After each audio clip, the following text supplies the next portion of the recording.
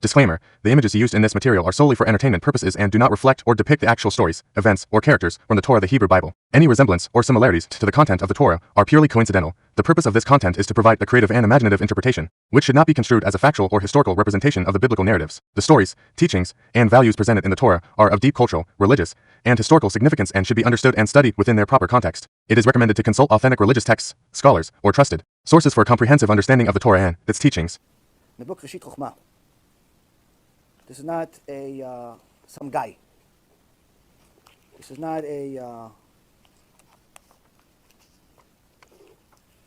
thought. This is not an opinion. This is not a something that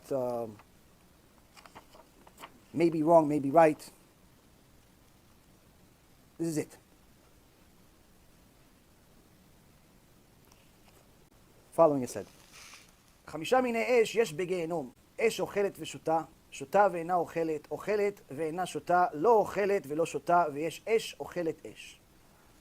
Gehinom has 5 different fires. The concept of fire here is nothing. There's 5 different fires. One fire that eats and drinks. This is spiritual, Kabbalistic stuff we're not going to get into of what each and every single one of them means, because then the show will be 100 hours. Shota ve'ina ochelet, drinks but doesn't eat. Ochelet ve'ina shota, this is in essence the significance, power of different parts of the fire. One fire is 60 times, the lowest level is 60 times worse than this world. 60 times worse than this world, the lowest level. Then there's a fire that's able to get in the way of that fire. What's the example? Example of literally a fire that could make another fire go out. But the highest level of fire is the fire that lo ochel v'lo shota. I'm sorry, that esh ochelet esh. Esh ochelet esh is a fire that literally eats another fire. We learn this from Avraham Avinu. Avraham Avinu was thrown into the bowl, into the hole over there.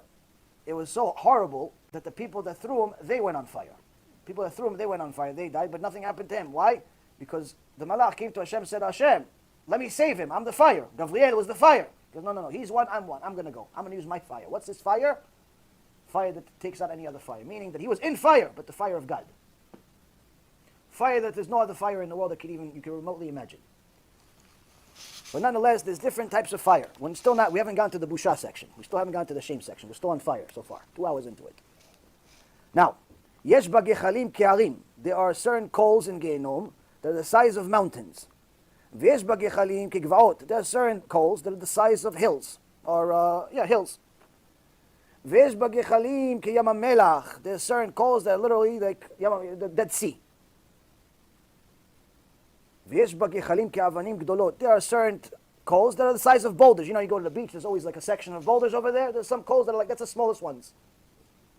Little baby ones that are still heavier than this room. That's the baby ones. Yesh b'ne'arot shel zefet v'shel gefrit. There are rivers of tar and sulfur. Moshchin v'rotchin retamim. These rivers of sulfur and tar, in essence lava, are pulling these special coals called retamim. What's retamim? The Gemara Masechet Chagiga says retamim is a certain type of coal that cannot go out. It cannot go out. Can't. Doesn't matter. You can put water on it from here until next year. Cannot go out. Who gets retamim? Just so you know, one of the sins that you can make in the Torah that most of us make. When you learn Torah, sometimes you think it's like learning math, history, or science. So you can stop, watch sports, do whatever you want in the middle. Gemara Masechet Chagiga says, Rabbi Shimon Bar Yochai says, someone that stops in the middle of learning Torah and starts doing something stupid. Just talking to, hey, so what's the score? Just like that. He's learning Gemara, he's learning Tosfot, he's learning Rashi, he's learning something. Hey, what's the score? That's it. Oh, honey, what are we eating today? You're learning. It says they feed that person, Hashem Yerachem, they feed him retamim. They feed him these coals that don't go out. Why? Why are you dishonoring the Torah like that? So Rav Moshe Feinstein, Alav Shalom, said, you should put it in your mind that when you start learning, you can stop at any moment. You're not going to, anytime you stop, you meant to stop. Anytime you stop, you meant to stop. Not that you stopped in the middle of learning Torah. Anytime you start, you meant to start. Already have it in your mind. In case you make this mistake and you ask your wife what we're cooking today. Which we all do. Because you get hungry. You want to eat. You're human, right? Problem is, you have to decide when to talk and when not. So, it continues.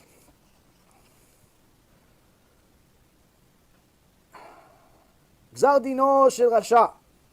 מלאכי חבלה דוחפים אותו על פניו, ואחרים מקבלים אותו מהם ודוחפים אותו לפני אור של גיהנום, ופוערת פיה ובולעתו, שנאמר, ישעיה י"ד, הרחיבה שאול נפשה ופערה פיה. Says, what's the din? What's the judgment of a rasha, of a wicked person that died without doing tshuva? What happened to him? These malachi chabala, these certain types of angels that don't know mercy, which we'll go over momentarily, they don't know what the concept of mercy. You guys are thinking already this is too tough. We haven't gotten to the crux of it yet. Nothing. Certain type of angel, they have no concept of mercy. What do? They take all the Rashayim as they enter and they push them into the lava, into the fire, into the worst part you can possibly imagine, times 60. They push them on their face, and then there's ones that are waiting for them in the fire, waiting for them in the pit, to do the rest of the job. And they use the verse from Isaiah 5:14, that Gehinom continues, that Gehinom opens its mouth. Opens its mouth, meaning it continues to expand as more and more people come. Gemara Masechet Megillah asks, how big is Gehinom? How big is Gan Eden? Gan Eden is 60 times the size of Earth. How big is Gehinom? No size. Why? It continues expanding. Continues expanding. Hashem Yerachem.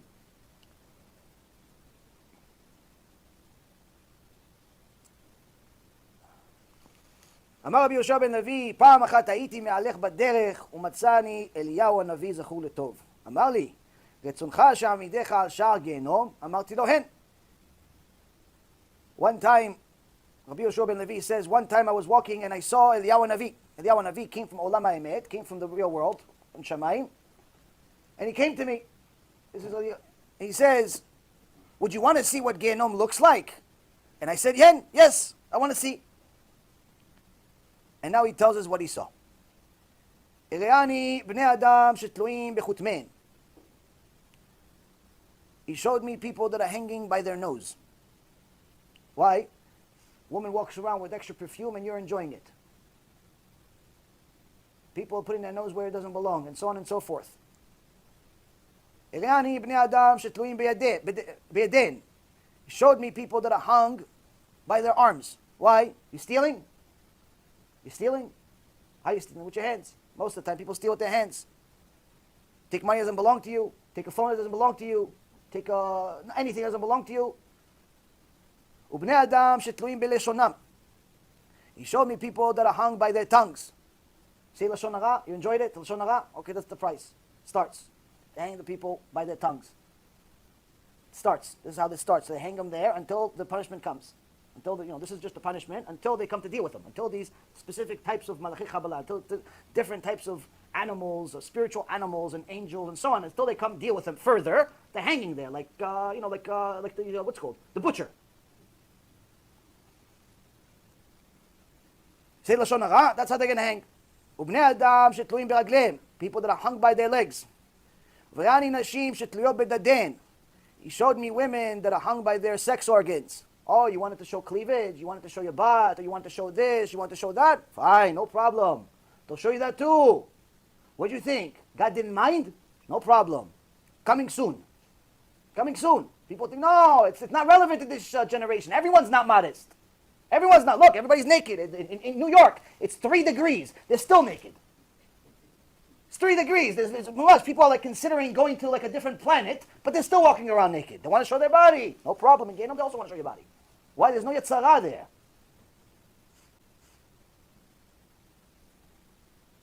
Ve'ani bnei adam shetluim be'eineim. Showed me people that are hung by their eyes. All those eyes that followed things that didn't belong to them. Other people's wives, other people's husbands, other people's stuff. You looked somewhere else, doesn't belong. Ve'ani bnei adam shemachilim otam besaran. He showed me people where they feed them their own flesh. They cut them. Certain people that were greedy. Certain people that did not want to give what Hashem provided them. Hashem gave them 100,000 instead of giving MUSSAR. They gave $100. Felt like they were tzaddikim. Hashem gave them some. They wanted more. Hashem made Madoff. Madoff has not just a jail here. He has jail over there also. It's just a little different. All these greedy people that wanted more than one that belongs to them.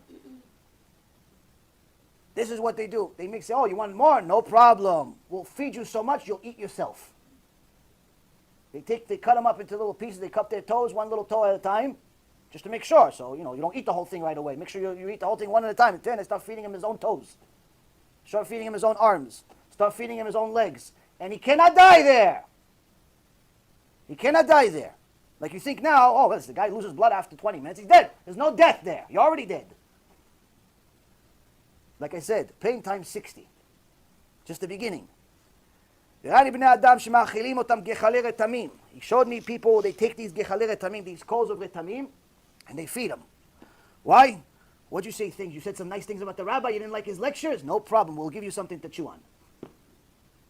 What'd you say? Instead of divrei Torah, you want to talk about basketball in the stock market? Bitul Torah? No problem. We'll give you something to chew on while you talk about it. Go ahead. Tell us. Tell us. Oh, what'd you do? You wanted to eat extra? You wanted to have not sudah shlishit. You wanted to have 9 seudot? No problem. No problem. We'll give you something else to eat. We'll give you something else to eat.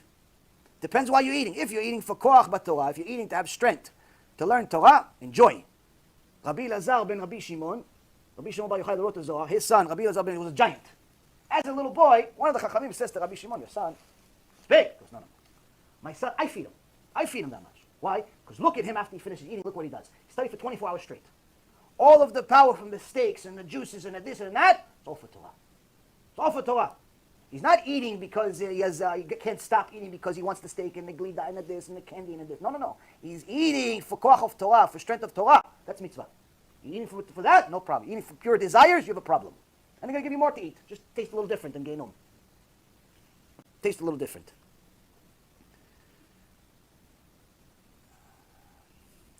ראני בני אדם יושבים חיים ותולעים אוכלים אותם. He showed me people that are sitting there and the maggots and worms are eating them.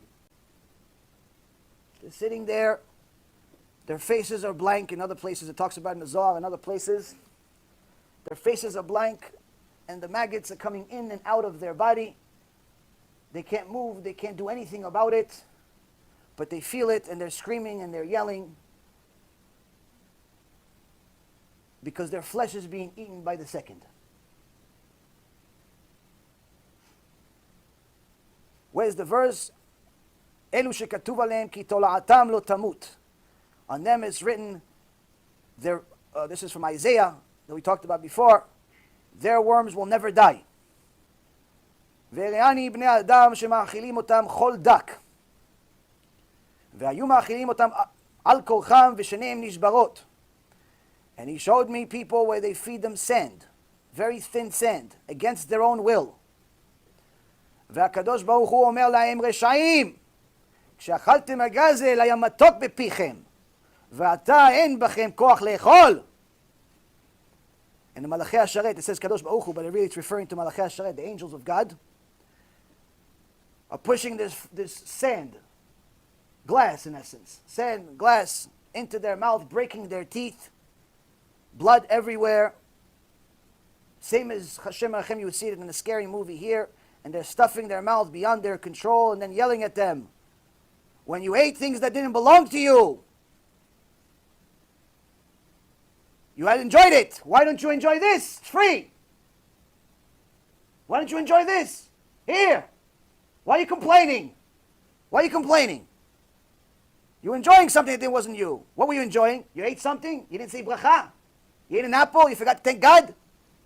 You ate a chulet on, like your head on Shabbat? You forgot to say Birkat Hamazon? To eat, you didn't forget. But to bless Hashem they gave you, you forgot. Oh, can I have the short version of Birkat Hamazon? Can I have the short version?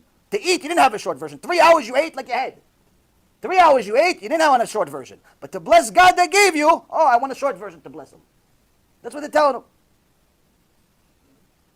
Where's the pasuk? Psalm 3, verse 8. Shnei reshaim shibarta. The teeth of the wicked you broke.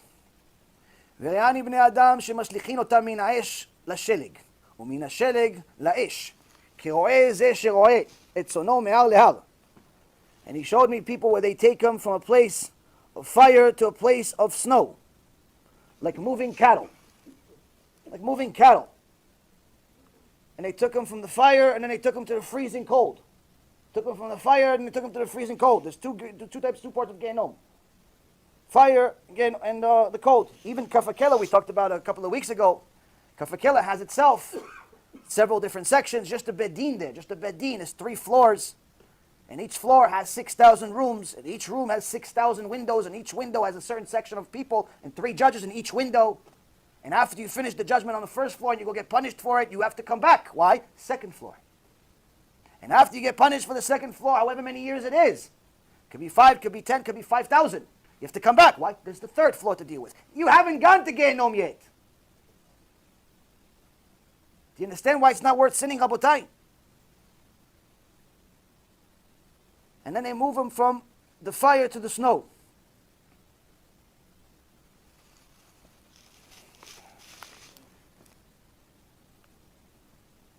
And Rabbi Yochanan says, Kol malach u'malach memune li'ipara onesh avera achat. Every single angel is designated for a person for one of their sins. Angel, you have one sin, one angel. One sin, another angel. One sin, why? You created them. All these angels are your creations. Every single time, the Gemara says, every single time a person makes a sin, he creates an angel. What's the angel? Angel is not only the witness that goes to Shamayim. Yeah. I'm the one when he ate pig on Tuesday, January 12th. I'm the one. Or I'm the one that he didn't do Birkat Hamazon. And I'm the one that did it every single time you do a sin, come back. Now a guy has a special merit. Why is a special merit? Every time he weighs seed, 150 million show up. He weighs seed, he created 150 million of them. And they're going to come. And what happens? They're not only the witnesses. When a person's neshama leaves his body, they're also the ones that punish him. Now, specifically when it comes to wasting seed, these neshamot, a person created, they want to rip him in half. They want to rip him into little pieces. And this is what it says over following. Ve'olichu.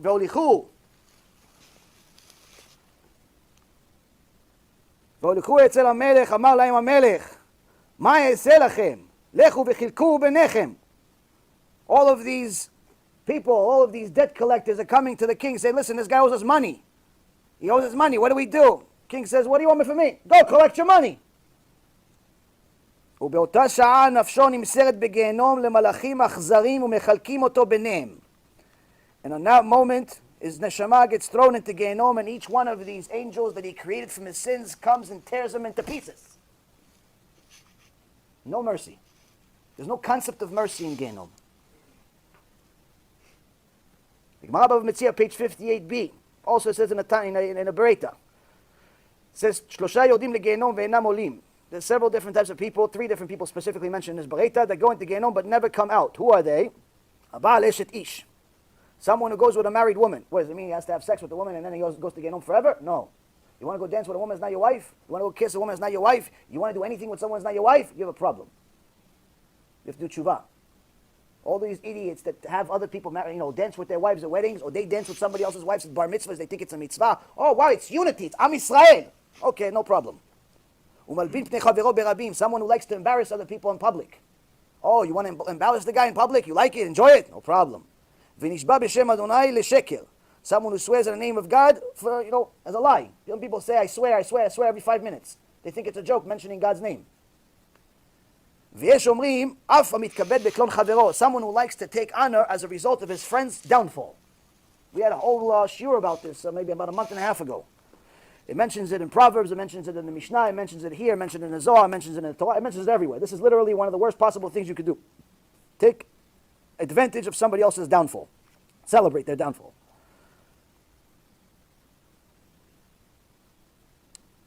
Now, just because somebody arrived at Gehinom does not mean that they are fixed right away. Why? Because they still have the same nature.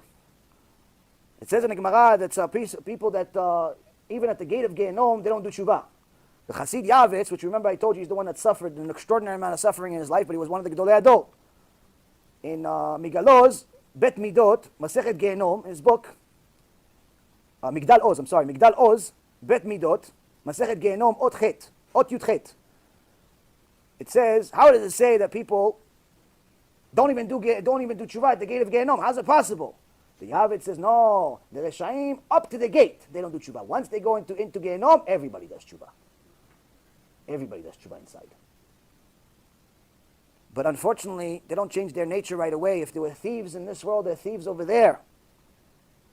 And it says here, and some of them, when they take them from the snow to the fire, and the fire and the snow, they take some of the snow and they put it on their armpits. Why? Hopefully it's going to cool them off when they're in the fire moments later. והקדוש ברוך הוא אומר להם, the angels of Hashem, say to them, רשעים, אוי לכם שאף בגיהנום אתם גוזלים. Even in Gehinom you're thieves. Even in Gehinom you're still thieves. Based on a verse from Job 24 verse 19. Chapter 24 verse 19.